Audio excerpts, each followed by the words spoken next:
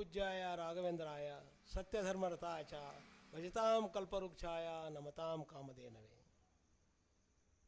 ಶ್ರೀ ಗುರುರಾಯರ ಅನನ್ಯ ಭಕ್ತರುಗಳಿಗೆಲ್ಲರಿಗೂ ನನ್ನ ಪ್ರಥಮ ನಮಸ್ಕಾರಗಳು. ನಾನು ನನ್ನ ಜೀವನ ಸ್ಟಾರ್ಟ್ ಮಾಡಿದ್ದೆ ನನ್ನ ಸ್ವಂತ ಊರು ರಾಯಚೂರು. PUCಗೆ ಬಂದಾಗ ರಾಯರ ಮಠಕ್ಕೆ ಬಂದಾಗ ನಾವು ರಾಯರ ಬಗ್ಗೆ ಕೇಳ್ತಾ ಇದ್ವಿ.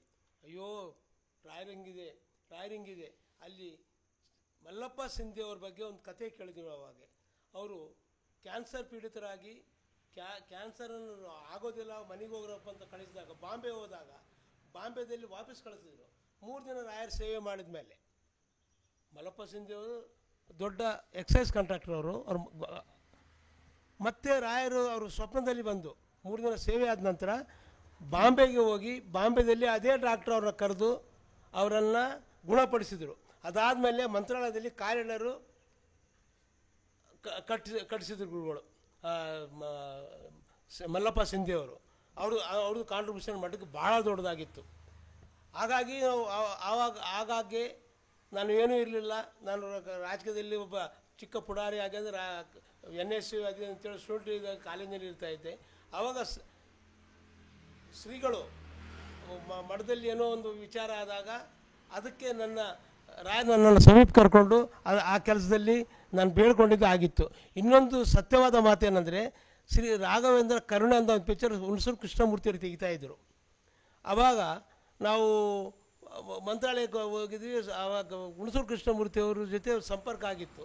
ಅದಾದಮೇಲೆ ಅವ್ರು ಪಿಕ್ಚರ್ ತೆಗಿಯೋ ಟೈಮಲ್ಲಿ ಜಮುನಾ, ಬಿ ಸರೋಜಾದೇವಿ, ಆಮೇಲೆ ಮಾನು, ರಾಜೇಶ್ ಅವರೆಲ್ಲ ಇದ್ದಾಗ ಅಲ್ಲಿ ಹೋಗಿ ಫಿಲ್ಮ್ ಶೂಟಿಂಗ್ ನಡೀತೀವಿ ಎಲ್ಲ ಆಯಿತು. ಒಂದು ಸಾರಿ ರಾಯಚೂರಿಗೆ ಜಮುನಾ ಅವರು ಹೋದಾಗ ಹೋಗಿ ಬರ್ತಾಯಿದ್ವಿ. ನಾನು ರಾಯಚೂರಿಗೆ ಹೋಗಿ ನಮ್ಮ ಸ್ವಂತ ಊರಂತಲ್ಲಿ ಹೋಗಿ ಅವರು ಏನೋ ಹೇಳಿದ್ರು ನಾನು ತರಕ್ಕೆ ಹೋಗಿದ್ದೆ. ಆವಾಗ ರಾಯರೇ, ನಾನು ಸತ್ತರೆ ನಾನು ಇರ್ತೀನೋ ಇಲ್ಲೋ ಇರೋದಿಲ್ಲ, ನಾನು ನಿಮ್ಮ ಎದುರಿಗೆ ಪಿಕ್ಚರ್ನಲ್ಲಿ ಬರಬೇಕಂತ ಆಸೆ ಆಗಿದೆ ಅಂತ ಕೇಳಿಕೊಂಡೆ.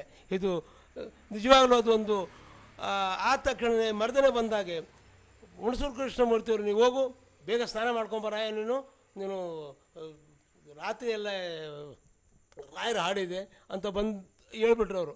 ಅವರು ಹೇಳಿದಾಗ ಅಲ್ಲಿ ಜಮುನಾ ಅವ್ರು ಏನು ಹೇಳಿದ್ರು ತಂದಿದ್ದು. ನಾವು ಹಿರಲಾಲ್ ಮಲ್ಕರ್ ಅಂತ ಗುರುಗಳು ಲಕ್ಷ್ಮಣವ್ರಿಗೆ ಭಾಳ ಅವರು ಆತ್ಮೀಯರು. ಅವ್ರು ತಂದು ಕೊಟ್ಟಾಗೆ ಏನು ಮಾಡಿದ್ದಾರೆ, ಬೆಳಗ್ಗಿಂತ ಕರೆಂಟ್ ಇರಲಿಲ್ಲಪ್ಪ, ಒಳ್ಳೇದಾಯ್ತು ನೀವು ಬಂದು. ಸಾಯಂಕಾಲ ಬರೀ ಉರುಳು ಸೇವೆ ಮಾಡಿದೆ. ಓನ್ಲಿ ಸ್ಟಾರ್ಟ್ ಮಾಡಿದ್ದು ಉರುಳು ಸೇವೆ, ಎಂಡ್ ಮಾಡಿದ್ದು, ಅಷ್ಟು ಬಿಟ್ಟರೆ ಏನಿಲ್ಲ, ಒಳ್ಳೇದಾಯ್ತು ಹೇಳಿ ಅದಕ್ಕೆ ಬಂದುಬಿಟ್ವಿ. ಆವಾಗ ರಾತ್ರಿ ಕಂಪ್ಲೀಟ್ ರಾತ್ರಿ ಎಲ್ಲ ಒಂದು ಫುಲ್ ಹಾಡಿನಲ್ಲಿ ನನ್ನ ನಿಲ್ಲಿಸಿದ್ರು. ನಾನು ಬೇರೆ ಎಲ್ಲ ಇದ್ದಾಗ ಒಂದು ಹಾಡಲ್ಲಿ ಅದು ಈಗಲೂ ನನ್ನ ಕಣ್ಣೆದುರು ಬರ್ತದೆ. ಅದಾದ ನಂತರ ನಾನು ಯಾವುದೋ ಏನಾಗ್ತೀನೋ ಅಂದ್ಕೊಂಡಿದ್ದೆ. ರಾಯರು ನನಗೆ KSRTCಯಲ್ಲಿ ಆ ಕೆಲಸ ಕೊಡಿಸಿದ್ರು. KSRTCಯಲ್ಲಿ ಕೆಲಸ ಆಗಬೇಕಾದ್ರೆ ಅವ್ರಿಗೆ ನನಗೆ ಲಕ್ಷ್ಮಣ ಅವರು ನನಗೆ ಅವ್ರ ಅನುಗ್ರಹ ಅವ್ರ ಗೆಳೆತನ ಆಗಬೇಕಾದ್ರೆ ಅಲ್ಲಿ ಮಂತ್ರಾಲಯದಿಂದ ಅವ್ರ ಗೆಳೆತನ 50 ವರ್ಷದ ಗೆಳೆತನದಲ್ಲಿ ಅವರು ನನಗೆ ಅಣ್ಣಕ್ಕಿಂತ ಹೆಚ್ಚು ಭಾಳ ಸರ್ತಿ ಹೇಳ್ಕೊಟ್ಟಿದ್ದಾರೆ. ಇದೆಲ್ಲ ರಾಯರ ಕೃಪೆಯಿಂದ ನನ್ನಲ್ಲಿ ಪ್ರತಿಯೊಂದು ಹಂತದಲ್ಲಿ ನನಗೆ ಮದುವೆ ಆಗಿರೋದು. ನನ್ನ ಮದುವೆಗೆ ಸುಸ್ಮಂದ ತೀರ್ಥರು ಅಕ್ಷತೆ ಕೊಟ್ಟು ನೀನು ಹೋಗ ಈ ಕಡೆ ಹೋಗಿ ನೀನು ಹೆಣ್ಣು ನೋಡಂದ್ರೆ ಹೆಣ್ಣಾಯಿತು. ಆಮೇಲೆ ಮದುವೆ ಆದಮೇಲೆ ಸುಸ್ಮಂದ ತೀರ್ಥ ಗುರುಗಳು ನೀನು ಮದುವೆಗೆ ಬರ್ತೀವಿ ಅಂತಂದರು. ಇಲ್ಲಿ ಗುರುಗಳೇ ನನ್ನ ಮದುವೆ ಗುಲ್ಬರ್ಗದಲ್ಲಿ ರಿಸೆಪ್ಷನ್ ಇಲ್ಲಿದೆ ಮಠದಲ್ಲಿ ಅಂದೆ. ಮಠದಲ್ಲಿ ಈರಣ್ಣನ ಜೊತೆ ಏನು ದುಡ್ಡು ಇಸ್ಕೋಬಾರ್ದು, ಈರಣ್ಣ ನಮ್ಮ ಹುಡುಗ ಇದ್ದಾನೆ ಮಠದ ಹುಡುಗ ಅಂತೇಳಿ ಕಲ್ಯಾಣ ಮಂಟಪ ಕೊಟ್ಟರು. ಇದು ನನಗೆ ನನ್ನ ಜೀವನದಲ್ಲಿ ಪ್ರತಿ ಹಂತದಲ್ಲಿ ರಾಯರು ಎಲ್ಲೆಲ್ಲಿ ನನಗೆ ನನ್ನ ಮದುವೆದಾಯಿತು. ನಮ್ಮ ಮಗು ವಿಚಾರದಲ್ಲಿ ಬಂದಾಗ, ನನ್ನ ಮಗನ ಹೆಣ್ಣಿನ ವಿಚಾರ ಬಂದಾಗ ಗುರುಗಳು ನಮ್ಮ ಲಕ್ಷ್ಮಣವರು ನೋಡಪ್ಪ ಹೆಣ್ಣು ನೋಡಿದ್ರಿ ಏನು ಮಾಡ್ತಾಯಿದ್ದೀನಿ ನೀನು ಅಂತಂದರು. ಅಯ್ಯೋ ಇದೇನೇ ಹೇಳ್ತಾ ಇದ್ದಾರಂತ. ಅದು ನೋಡಿದ ಮೇಲೆ ಸುಭದಂತ ತೀರ್ಥಗುರುಗಳು ಅಕ್ಷತೆ ಕೊಟ್ಟು ಹೋಗಿ ಒಳ್ಳೇದಾಗುತ್ತೆ ಹೋಗಿ ಅಂತ ಕಳಿಸಿದ್ರು. ಅದಾದಮೇಲೆ ನನ್ನ ಮಗನ ಮದುವೆಗೆ ಗುರುಗಳು ಬಂದರು, ಗುಲ್ಬರ್ಗಕ್ಕೆ ಬಂದರು. ಅಷ್ಟೇ ಇದ್ದಾರೆ, ಅಷ್ಟೇ ಒಳ್ಳೆಯ ನನಗೆ ಸೊಸೆ ಸಿಕ್ಕಳು. ಅದಾದಮೇಲೆ ಮೊಮ್ಮಗನು ನೀವೆಲ್ಲ ನೋಡಿದಿರಿ, ಮೊಮ್ಮಗನು ಅಷ್ಟೇ ಇದಾಗಿರೋದ್ರಿಂದ ನನ್ನ ಹಂತದಲ್ಲಿ ಆಮೇಲೆ ನಾನು ಯಾವುದೋ ಗುಡಿಸದಲ್ಲಿ ಯಾವುದೋ ಎಲ್ಲೋ ಇದು ಬಾಡಿಗೆ ಎಲ್ಲ ಇರ್ತಿದ್ದೆ. ಅದು ನನ್ನ ಮನೆ ನಾನು ಯೋಚನೆ ಮಾಡಿರಲಿಲ್ಲ. ಇರೋಣ ಎಲ್ಲಿ ಸಾಲ ಮಾಡಬಾರ್ದು ಏನಾರು ಮಾಡಂದರು. ಒಳ್ಳೆ ಮನೆ ಕಟ್ಟಿದ್ವಿ ಅಲ್ಲಿ. ಆ ಮನೆ ಕಟ್ಟೋಕ್ಕೆ ಇವರೇ ಮನೆಗೆ ಗೃಹ ಪ್ರವೇಶಕ್ಕೆ ಅಮ್ಮವ್ರ ಜೊತೆ ಬಂದರು. ಇದೆಲ್ಲ ನನಗೆ ಹಂತದಲ್ಲಿ ರಾಯರ ಕೃಪೆ ನನ್ನ ಮೇಲೆ ಪ್ರತಿ ಹಂತದಲ್ಲೂ ಇದೆ. ನಾನು ಎಲ್ಲಿದ್ದೀನೋ ಎಲ್ಲಿಂದ ಗೊತ್ತಿಲ್ಲ, ಪ್ರತಿ ಹಂತದಲ್ಲೂ ರಾಯರು ನನ್ನನ್ನು ನಮ್ಮ ಹೆಂಡತಿ ವಿಚಾರದಲ್ಲಿ ಕ್ಷಮಿಸಬೇಕು. ನನ್ನ ಹೆಂಡ್ತಿನ ಏನು ಸುಷ್ಮೇಂದ್ರ ತೀರ್ಥ ಹೇಳಿದ ಮೇಲೆ ಅವ್ರಿಗೆ 200 ಎಕರೆ ಜಮೀನಿತ್ತು ಸರ್. 200 ಎಕರೆ ಜಮೀನು ಸಾಹುಕಾರರು. ಊರಲ್ಲೆಲ್ಲ ಅವರು ಎಲ್ಲಿ ಹೋದರೂ ಅವರೇ ಎಲ್ಲ ಊರು ತುಂಬ ಹೊಲಗಳು, ಜನ ಅವ್ರಷ್ಟು ಲೈಕ್ ಮಾಡ್ತಿದ್ರು. ನಾನು ಹೋದಾಗ ಮನೆ ತೋರಿಸಿದ್ರೆ ಮನೆ ಅಟೆಂಡ್ ಮಾಡಿದಾಗ ಏನಾಯಿತು, ಮನೆಯಲ್ಲಿ ನೋಡ್ತಾ ಇದ್ದೆ, ಮನೇಲಿ ಯಾರೋ ಮನೆಗೆ ಬಂದು ಹೆಣ್ಣು ತೋರಿಸ್ಯಾರೇನಂತು. ಆ್ಯಕ್ಚುಲಿ ಮಡಿವಾಳರು ನಾವು.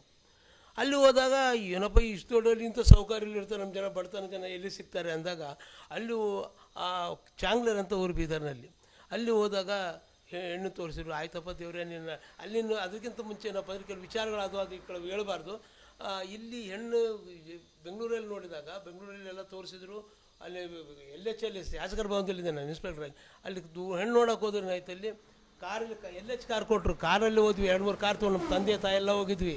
ಅವ್ರಿಗೆ ಹಿಡಿಸ್ತಿದ್ದು, ಯಾಕಪ್ಪ ನೀನು ಸಾಹುಕಾರ ಅಂತ ನೋಡೋಕೆ ಬಂದೇನಪ್ಪ ಅಂತ ನಮ್ಮ ತಾಯಿ ಅಂದರು. ಅವರು ಆಮೇಲೆ ಇತಿಹಾಸ ಗೊತ್ತಾದರೆ ಅವ್ರು ನಮ್ಗೆ ಬೇಕಾದ ನಿಷಿದ್ಧವಾದಂಥ ವಿಚಾರಗಳೇ ಅವರಲ್ಲಿದ್ದು, ಅದು ಆಗ್ತಿರಲಿಲ್ಲ, ರಾಯರಿಗೆ ಆಗ್ತಿರಲಿಲ್ಲ. ಅದು ರಾಯರು ಇಲ್ಲಿ ತೋರಿಸಿದ್ದು ಇಂಥ ದೊಡ್ಡ ಇದರಲ್ಲಿ. ಅದು ನಮ್ಮ ಪಕ್ಕದಲ್ಲಿ ಬಸವರಾಜ ಪಾಟೀಲ್ MLA ಅಂತ ನಮ್ಮ ಶಾಸಕರು ಬಂದು ರೂಮ್ ಪಕ್ಕದಲ್ಲೇ ಇದ್ದರು. ಅವರು ರೂಮ್ ಕೊಡಿಸಿದ್ರು. ಅವರು ಇಲ್ಲಪ್ಪ ನಮ್ಮ ಕಡೆ ನೋಡಿ ನೀನು ಅಂತ ಅವರು ಅಂದರು. ಗುರುಗಳ ಆಶೀರ್ವಾದ ಆಯಿತು. ಅದು ಒಂದು ನಾನು ಕ್ಷಮಿಸ್ಬೇಕು ಸರ್, ನಾನು ಹೆಣ್ತೀನಿ ನಿಜವಾಗ್ಲೂ ಅವಳು ಭಾಳ ದೊಡ್ಡವಳು. ಅಲ್ಲಿ ಆ ಸ್ವಾಮಿಗಳ ಆಶೀರ್ವಾದ ಆದಮೇಲೆ ಅಂಥ ಎಲ್ಲಿ ಹೋದ್ರು ನಾನು ಒಂದೇ ರಾಯರ ಹತ್ರ ಕೇಳಿದೆ, ರಾಯರ ನನಗೆ ಸೌಕರ್ಯ ಏನು ಬೇಕಿಲ್ಲ, ನನಗೆ ನಿನ್ನಲ್ಲಿ ಬಂದರೆ ನನಗೆ ಅವ್ರ ಊರಿಗೆ ಹೋದರೆ ಅವ್ರ ಹೊಲದಲ್ಲಿ ಒಂದು ತೋಟದಲ್ಲಿ ಇರೋಂಥ ಅವಕಾಶ ಇದ್ದಂತ ಹೆಣ್ಣು ಕೊಡಿಸು ಅಂತ ಕೇಳಿದ್ದೆ. ಅದು ಚಿಕ್ಕದಾಗಿ ಮಕ್ಕಳು ಕೇಳ್ದಂಗೆ ಕೇಳಿದ್ದೆ. ಅವ್ರು 200 ಎಕರೆ ಜಮೀನಲ್ಲಿ ಈಗ ನನಗೆ ಆ ಜಾಗದಲ್ಲಿ ಹೋದಾಗೆಲ್ಲ ನಾವೇನು ಅವರೆಲ್ಲ ತೊಗೊಳೋದಿಲ್ಲ ಮಾಡಲಿಲ್ಲ. ಅಲ್ಲಿ ಹೋದಂಗೆ ಅಲ್ಲಿ ಈಗಲೂ ಯಾವಾಗಲೂ ಬುತ್ತಿ ತೊಗೊಂಡೋಗಿ ಅಲ್ಲಿ ಊಟ ಮಾಡ್ತೀವಿ ಅವ್ರ ಮನೆ ಆ ಹೊಲದಲ್ಲಿ ಊರು ಸುತ್ತ ಇದೆ. ಇದೆಲ್ಲ ನಮ್ಮ ಇದಕ್ಕೆ ನನ್ನ ಪ್ರೇರಣೆ ಮಾಡಿದ್ದು ನಮ್ಮ ನಾನು ಮದುವೆನೇ ಆಗಿರಲಿಲ್ಲ ಸರ್, ಭಾಳ ದಿನ ಉಳ್ಕೊಂಡಿದ್ದೆ. ಅದು ನಾನು ಕಣ್ಣು ತೆರೆಸಿರಿ ಸರ್, ಕ್ಷಮಿಸಬೇಕು. ನನ್ನ ಹೆಂಡತಿ ದೊಡ್ಡ ಪಾತ್ರ ಇದೆ ನನ್ನ ಲೈಫಲ್ಲಿ. ಈಗಲೂ ಅಲ್ಲಿ ನಮ್ಮ ಹಳೆ ಮನೆಯಲ್ಲಿದ್ದು ಬೆಂಗಳೂರಲ್ಲಿ ಡಾಲ್ವರ್ಸ್ ಕಾಲೋನಿ ಪಕ್ಕ ಆ ಮನೆಯಲ್ಲಿ ಅರ್ಚಕರು ಬಂದು ಬರೋರು. ರೀ ನಿಮ್ಮ ಮನೆಯಲ್ಲಿ ಯಾರು ಬ್ರಾಹ್ಮಣ ಮನೆಗಳು ಪೂಜೆ ಆಗಲ್ಲ ರೀ ಅಂತ ಅವ್ರು ಆ್ಯಕ್ಚುಲಿ ದೊಡ್ಡ ಜ್ಯೋತಿಷಿಗಳು, ನಾರಾಯಣಮೂರ್ತಿ ಅಂತೇಳಿ ಅವ್ರ ಜ್ಯೋತಿಷಿಗಳು ಭಾಳ ವಿದ್ವತ್ತಿದ್ದವರು. ಅವರು ಹೊಳ್ತಾಯಿದ್ರು. ಅದು ನನ್ನ ಕ್ಷಮೆ ಯಾಚಿಸ್ತೀನಿ ಗುರುಗಳೇ, ನೀವು ನನ್ನನ್ನು ಕಣ್ಣು ತೆರೆಸಿದ್ರಿ, ನನ್ನ ಹೆಂಡ್ತಿನೂ ದೊಡ್ಡ ನನ್ನ ಬದಲಾವಣೆ ಇದಾಯಿತು. ಅದನ್ನು ನಾನು ಎಂದೂ ಮರೆಯೋದಿಲ್ಲ. ಅದಕ್ಕೋಸ್ಕರ ನೀವು ಇದು ದೊಡ್ಡ ರಾಯರ ಕೃಪೆ, ತಮ್ಮೆಲ್ಲರ ಆಶೀರ್ವಾದ ಇದೇ ಥರ ಇರಬೇಕು ನಮ್ಮೇಲೇನು. ರಾಯರ ಬಗ್ಗೆನೂ ಅದೇ ಕೇಳ್ತೀವಿ. ಅದು ಏನಾನು ಮಾಡು ಜಗದ ಗುಡಿಯಲ್ಲಿ ಹೀನ ಯಾರೂ ಇಲ್ಲ ಮಂಕುತಿಮ್ಮ ಅಂತ ಹೇಳ್ತಾರೆ. ನಮೋ ನಮಃ.